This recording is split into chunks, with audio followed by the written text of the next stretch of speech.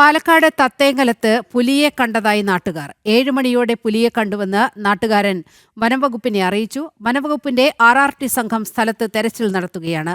വിവരങ്ങളുമായി അരുൺ ആലത്തൂർ ചേരുകയാണ്. അരുൺ, എന്താണ് ലഭ്യമാകുന്ന വിവരങ്ങൾ? ഇന്ന് വൈകിട്ട് ഒരു 7 മണിയോടുകൂടെയാണ് പാലക്കാട് തത്തേങ്കലത്ത് പുലിയെ കണ്ടതായി നാട്ടുകാർ പറയുന്നത്.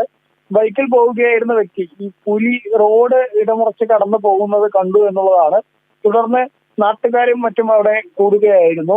വനംവകുപ്പിനെ ഉൾപ്പെടെ നാട്ടുകാർ വിവരം അറിയിച്ചു. വനംവകുപ്പിന്റെ RRT സംഘം എത്തി തിരച്ചിൽ നടത്തിയെങ്കിലും പുലിയെ കണ്ടെത്താൻ കഴിഞ്ഞിട്ടില്ല. അതേസമയം തന്നെ നാട്ടുകാർക്ക് വലിയ ആശങ്കയിലാണ്. രാത്രിയിൽ ഉൾപ്പെടെ ആളുകൾ അവിടെ തടിച്ചുകൂടി നിൽക്കുന്ന ഒരു സ്ഥിതിയുണ്ട്. കാരണം ഈ ജനവാസ മേഖലയിൽ ഇങ്ങനെ പുലിയെ കണ്ടതോടുകൂടെ തന്നെ ആളുകൾക്ക് എല്ലാം പരിഭ്രാന്തരായി നിൽക്കുന്ന ഒരു സ്ഥിതിയാണ്. അതേസമയം വനംവകുപ്പ് പരിശോധനകൾ ഇപ്പോഴും നടത്തുന്നുണ്ട്, പക്ഷെ ഇതുവരെ കണ്ടെത്താൻ കഴിഞ്ഞിട്ടില്ല.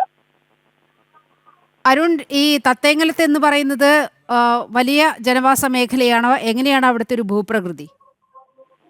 തീർച്ചയായിട്ടും മണ്ണാർക്കാട് ഭാഗത്ത് മലയോര മേഖലയോടുകൂടെ ചേർന്നിട്ടുള്ള പ്രദേശമാണ്. എങ്കിലും ധാരാളം ജനവാസ പ്രദേശങ്ങളുള്ള ഭാഗം കൂടെയാണ്. ഇവിടെ ഈ ഒരു ഏതാനും വർഷങ്ങൾക്ക് മുൻപും സമാന രീതിയിൽ പുലിയെ കണ്ടിരുന്നു. പ്രത്യേകിച്ച് ഒരു പുലിയെയും കുഞ്ഞിനെയും കൂടെ കാണുന്ന ഒരു സാഹചര്യം ഉണ്ടായിരുന്നു. അത് ചില ആളുകൾ മൊബൈൽ ക്യാമറയിൽ അതിന്റെ ദൃശ്യങ്ങൾ പകർത്തുകയും തുടർന്ന് അന്ന് വലിയ വാർത്തയൊക്കെ ആയതായിരുന്നു. അന്നും വനംവകുപ്പ് എത്തി അവിടെ പരിശോധനയൊക്കെ നടത്തിയെങ്കിലും പിന്നീട് അതിനെ കണ്ടെത്താൻ കഴിഞ്ഞിട്ടില്ല.